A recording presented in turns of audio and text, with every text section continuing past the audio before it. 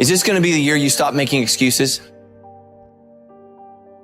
I can't, I'm too old, I'm too young, I'm too fat, I'm too thin. I can't, right? I can't. I hear this all the time, all the reasons that you can't do something. Don't tell me you can't. Don't give me excuses. What's the reason you've given yourself why you can't be successful and you can't be better? There are people out here that could be more successful, but you have fought your way into a depression. You have fought your way into gravitating and moving into the direction of anything and anybody that's negative. Everything about your life that you've decided that you've wanted for yourself is so negative, but yet you're expecting to produce positive results. And it doesn't stop if you don't make it stop. So recognize the excuses are not valid. They aren't. They're trumped up. They're conjured up. They're fabricated. They're lies. And how do you stop the lies? You stop the lies with the truth. And the truth is, you have time. You have the skill. You have the knowledge and the support and the willpower and the discipline to get it done. A lot of you are trying to find inspiration and motivation with a depressed mindset. You're depressed because you're not doing with yourself. You don't find inspiration by not living in the grip of life. You need to live in the grip of life to find inspiration. Put challenges in front of yourself. When you put a challenge in front of yourself and you attack it, that's when you find inspiration. If you want all these things in life and you're just thinking that by some miracle of life it's going to magically happen, you got to wake up. The only way to get what you want in life is to get to work and go and get it. To look at all your adversity and all the excuses square in the face and push yourself out of your comfort zone to achieve what you want. I'm not going to allow things that I have no control over to control me. The only way to go about doing the work is get raw and get intense, get angry and aggressive, and make it happen for yourself. These test days, guys, these are the days that test your qualities. They test your characters. They test who you think you are. They test your fortitude. They test your endurance, your discipline, your grit, your dedication, your determination, your mental toughness, your character. Everyone wants to feel like a winner. And feeling like a winner requires that you win. You get the feeling of the winner by completing a task 100. When you do this repeatedly, eventually you develop the habit of completing the tasks that you begin. When this habit of task completion locks in, your life will begin to improve in ways that you cannot today imagine. In psychology, the reverse is always true. The incomplete action is a major source of stress and anxiety. In fact, much of the unhappiness that people experience is because they have not been able to discipline themselves to follow through and complete an important task or responsibility. If you have ever had a major assignment that you have been putting off, you know what I am referring to. The longer you wait to get started on an assignment and the closer the deadline approaches, the greater stress you experience. It can start to keep you up at night and affect your personality. But when you finally launch into the task and push it through to completion, you feel a great sense of relief and well-being. It is almost as if nature rewards you for everything that you do that is positive and life-enhancing. At the same time, nature penalizes you with stress and dissatisfaction when you fail to do the things that move you toward the goals and results that are important to you. Pick something, right? Pick something, a nameable goal, and then try to implement it. And what'll happen is you'll learn a lot by trying to implement it. And one of the things you might learn is what a slightly better goal might be. You know, because if you try something diligently and you succeed or you fail, you're going to learn from the effort expended in the detailed implementation of the goal. It's going to inform you. It'll also transform you physiologically. It does that at a very basic level, neurophysiological level. You will be slightly different as a consequence of the attempt. And what that'll mean is that the next goal you pick will be a little more suited to you.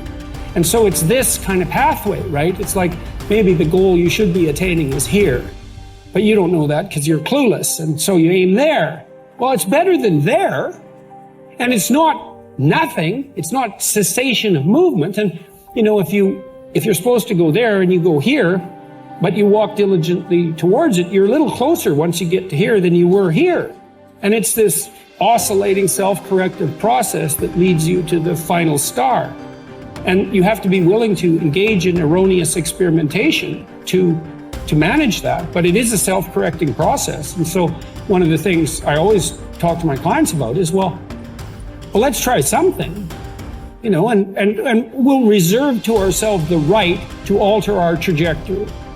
And then I would use as a corrective there, because you might say, well, how do you know when you're not just giving up, right? Instead of thinking maybe you need a different goal. And I would say, well, you can, if you're really concerned about your proclivity for self-deception, you can enter into a contract with yourself that you won't replace any goal you've set with a goal that's easier.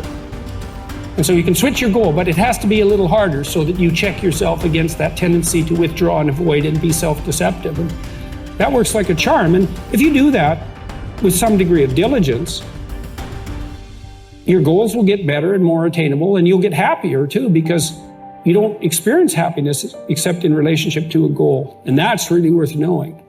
You know, and that's another thing to think about too. If your life is meaningless, well, you're not pursuing a valued goal. I mean, you might be depressed too, and sometimes that can be like an illness, you know, or something that is really wrong with you. But a good rule of thumb is that if you find no joy in life, there's a very low probability that you're pursuing a goal that you regard intrinsically, like in the depths of your temperament, as worthwhile.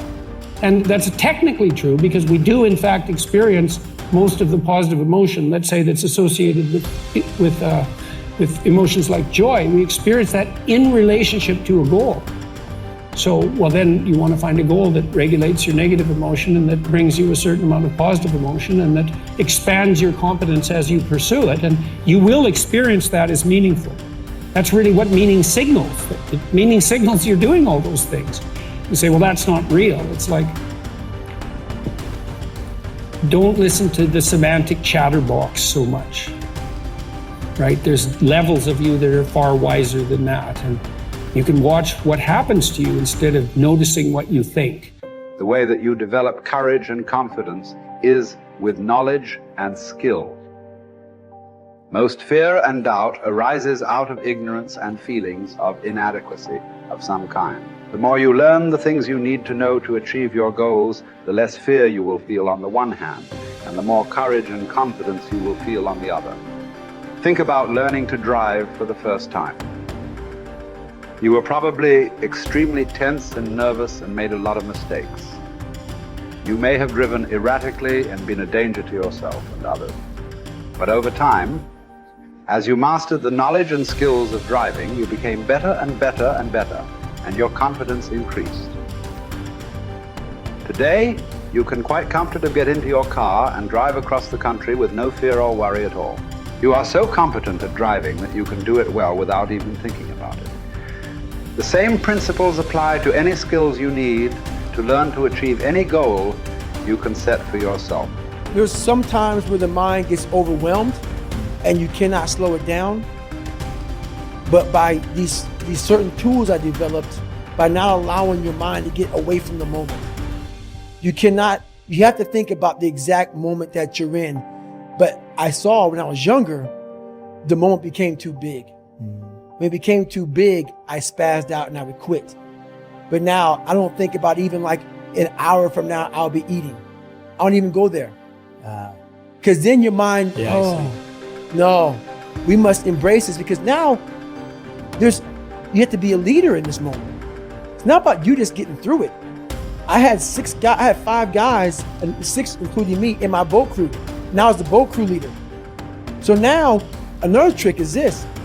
If you don't think about yourself, there's no pain. Which can also lead to pain later on in your life. But in these moments when you're struggling, if you are a true leader and you're worried about your men or women beside you, your mind doesn't care how cold you are anymore. Your mind's only worried about taking care of the men and women beside you. So I started realizing, man, if I take care of these cats to my left and my right in the worst moments, My mind is no longer thinking about, you're miserable, David Goggins. Get the hell out of here. You think about, how was John? How was Andy? How was Sam? How was Pete? How you guys doing? You're not thinking about me. So there's so many things you can do to get outside your own head to then allow your body to just be like, hey, we're just a machine. But you have to let your mind be able to process all these different tactics to do that. Take a different vantage point in life. When you are in the hell, you can't see the beauty of being in it when you're in it. Get on top of that mountaintop in your mind. Get on top of that mountaintop and look down on what you're doing. You can see a whole different world. That world is beautiful. But you gotta get a different vantage point in the suck. Don't be in it. Spiritually, get out of it. Get that soul. Look down on what you're doing. Be amazed by the process of where you're at now and where you came from.